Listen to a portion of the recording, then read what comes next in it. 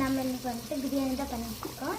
அதுக்கு முதல்ல ஒரு டீஸ்பூன் நெய் போட்டு கொஞ்சம் கடலை எண்ணெய் ஊற்றிக்கலாம்.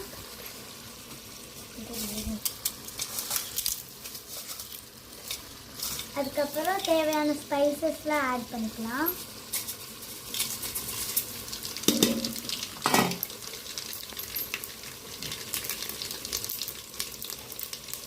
அடுத்து வெங்காயம் ஆட் பண்ணிக்கலாம்.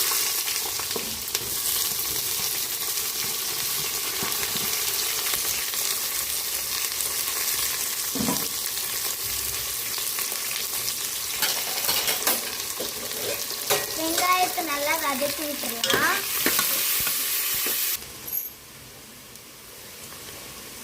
வெங்காயம் போட்டதுக்கப்புறம் ஒரு பச்சை மிளகாய் சேர்த்துக்கலாம்.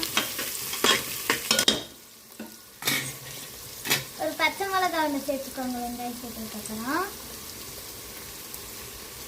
உங்களுக்கு காரம் வேணும்.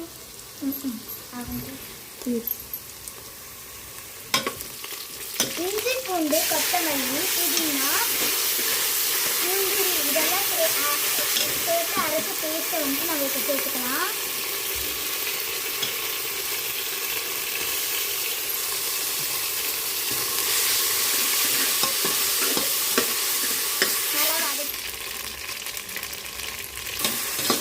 இஞ்சி பூண்டு பச்சை வாசனை போனதுக்கப்புறம் நம்ம தக்காளி சேர்த்து நல்லா வதக்கிக்கலாம். கூடவே தக்காளி வணங்குறதுக்கு கொஞ்சம் கல்லுப்பு சேர்த்துக்கலாம்.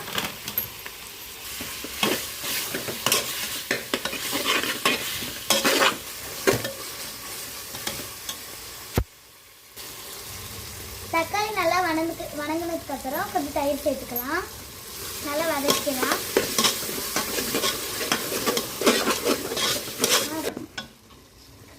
தயிர் போட்டதுக்கப்புறம் நம்ம சிக்கன் சேர்த்துக்கலாம்.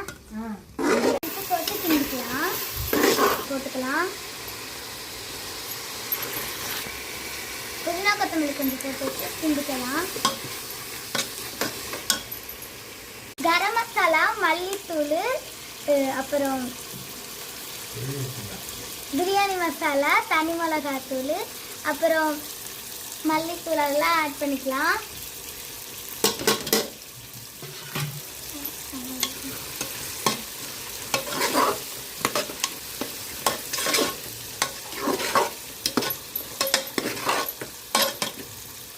வதக்கிக்கலாம்.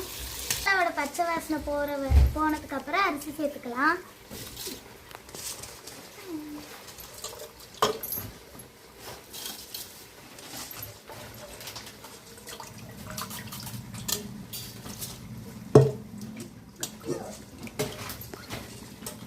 நல்லா கிண்டிக்கலாம்.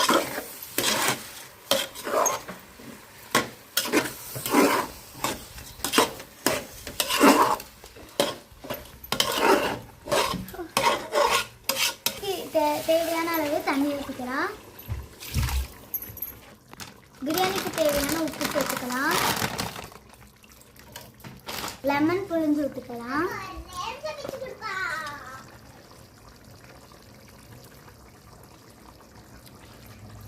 உங்களுக்கு தேவையா இருந்தால் ஃபுட் கலர் சேர்த்துக்கலாம். எங்கள் வீட்டில் ஃபுட் கலர் இல்லை, அதனால கொஞ்சம் கேசரி பவுடர் சேர்த்துக்கிறோம்.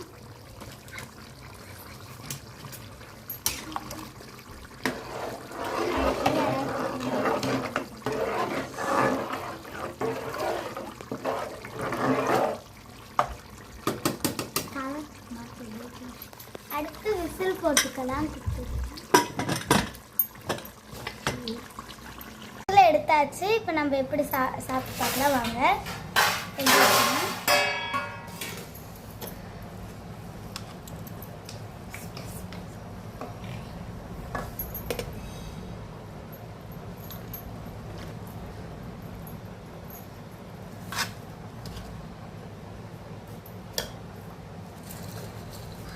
இருக்கு